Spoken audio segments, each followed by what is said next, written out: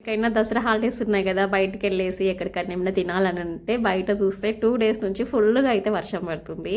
బయటికైతే వెళ్ళలేము. అలాంటి సిచ్యువేషన్లో వర్షం పడుతుంటే మనకి ఏం తినాలనిపిస్తుంది? ఎక్కువ మట్టుకైతే మిర్చిలు అయితే పక్కా తినాలనిపిస్తుంది. అదేంటో వర్షం పడుతుంటే బజ్జీలు తినాలని చాలా అంటే చాలా క్రేవింగ్స్ ఉంటాయి ఎవరికైనా, నాకనే కాదు. ఈరోజు నిన్న వర్షం పడుతుందని చెప్పేసి మా ఇంట్లో నేను ఇది తిన్నట్టు వీడియో అండి. బజ్జీలు అయితే నేను మిర్చిలు పెద్ద మిర్చి చేయలేను, చిన్న చిన్న చోట మిర్చిలు అయితే చేశాను. చాలా బాగుంటాయి చిన్న చిన్న మిర్చిలు కూడా. సేమ్ అదే టేస్ట్ ఉంటుంది. కాకపోతే పచ్చిమిర్చి అనేది అక్కడ చిన్న చిన్న పీసెస్గా కట్ చేయకుండా వేసుకుంటారు. ఇక్కడ చిన్న చిన్న పీసెస్గా కట్ చేసి వేసుకున్నాను. చాలా బాగుంటుంది. ప్రాసెస్లోకి అయితే వెళ్దాము.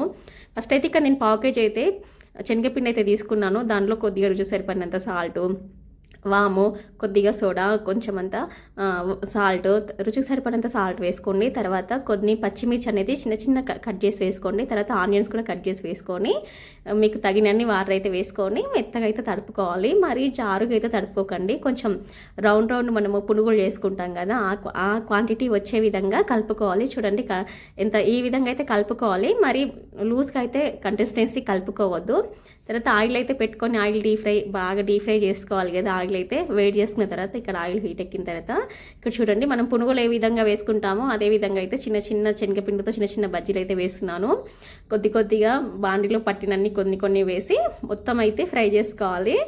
చాలా సింపుల్గా ఇక్కడ ఒక సైడ్ మొత్తం కాలిన తర్వాత ఒక సైడ్ 5 మినిట్స్, మరొక సైడ్ అయితే 5 మినిట్స్, ఆ విధంగా అయితే మనం చిన్న చిన్న బజ్జీలు అనేవి మొత్తం ఫ్రై చేసుకోవాలండి. చాలా బాగుంటుంది. ఈ చిన్న చిన్న బజ్జీలు అని అసలు చిన్న చూపు అయితే చూడకండి, చాలా బాగుంటాయి. మనం బయట తినే పెద్ద పెద్ద మిర్చీలు ఉంటాయి కదా, ఆ మిర్చి టేస్టే వస్తుంది. చాలా బాగుంటాయండి. ఇక్కడ చూడండి ఒక సైడ్ మొత్తం కాలిన తర్వాత మరొక సైడ్ అయితే కలుపుకుంటున్నాను. ఈ విధంగా అయితే గోల్డెన్ కలర్ వచ్చే వరకు అయితే మొత్తము ఫ్రై చేసుకోవాలి. మంట అనేది హై ఫ్లేమ్లో అస్సలు పెట్టుకోకండి, ఎందుకంటే లోపల అనేది బజ్జీ లోపల అసలు కుక్ అవ్వదు. మీడియం ఫ్లేమ్లో మనం కుక్ చేసుకున్నాం అనుకో పైన గోల్డెన్ కలర్ వచ్చి లోపల కూడా మంచి కుక్ అవుతాయి అనమాట. చాలా బాగుంటాయి. ఇక్కడ చూడండి ఎంత బాగున్నాయి చూడడానికి, చూస్తుంటే ఎప్పుడెప్పుడు తినాలన్నట్టుంది.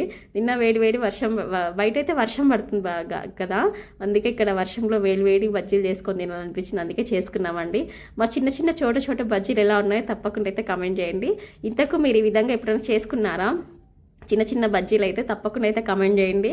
మాకైతే పెద్ద మిర్చీలు చేసుకోవడానికి రాకపోతే ఇలా చిన్న చోట మిర్చీలు అయితే తప్పకుండా చేసుకుంటాము.